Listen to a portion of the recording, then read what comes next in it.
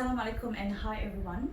So in this session, I will explain to you on how X-ray is produced within the X-ray tube. So before we go further, I will briefly explain to you how the X-ray is produced in this X-ray tube.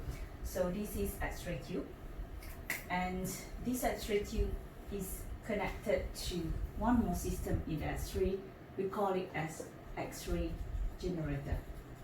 This X-ray generator function to supply the power, which is current and voltage, to the X-ray tube so that this X-ray tube can produce the X-ray.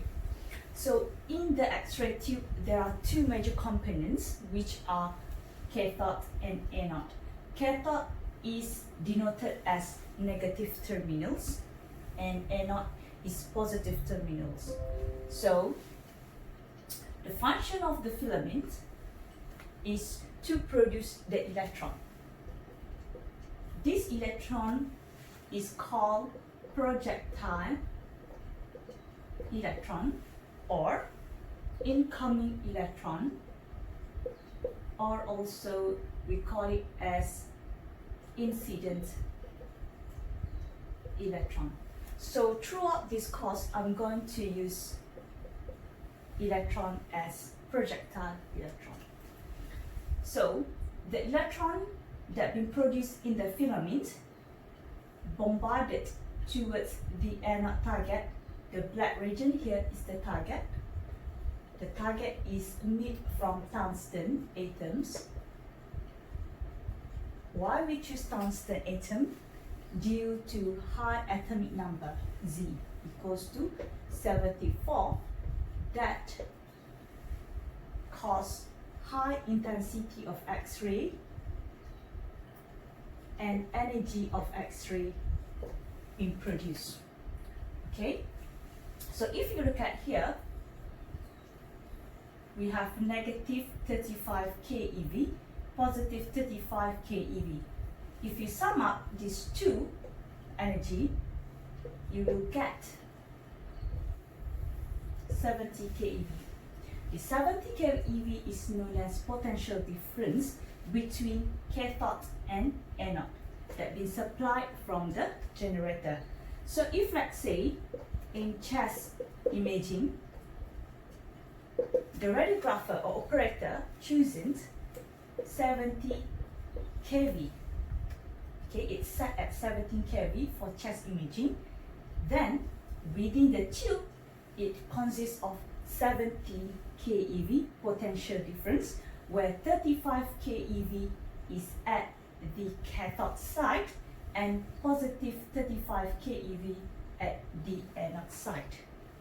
The negative and positive is just assigned, okay, to denote that this is negative sign and the other one is positive sign. Okay, so when we apply 70 keV to the tube, the electron is bombarded onto the target. Okay, remember this is tungsten atom, and then the interaction will occur within the target and producing the X-ray. Okay, this is what we are going to learn.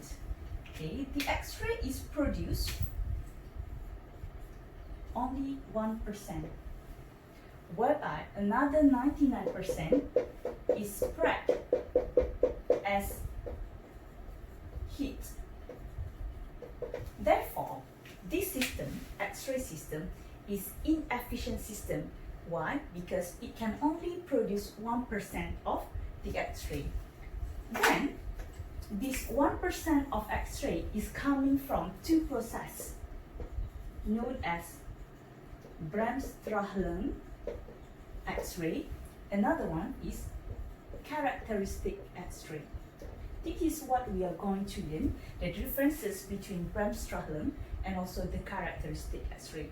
So, in 1% of X-ray produced in the X-ray tube, Bremsstrahlung take about 85 to 90% of X-ray, and for characteristic, it takes about 10 to 50% of X-ray being produced. So meaning that when we have X-ray exposure most of the process happens in the tube is coming from the breve stratum. Okay, all right.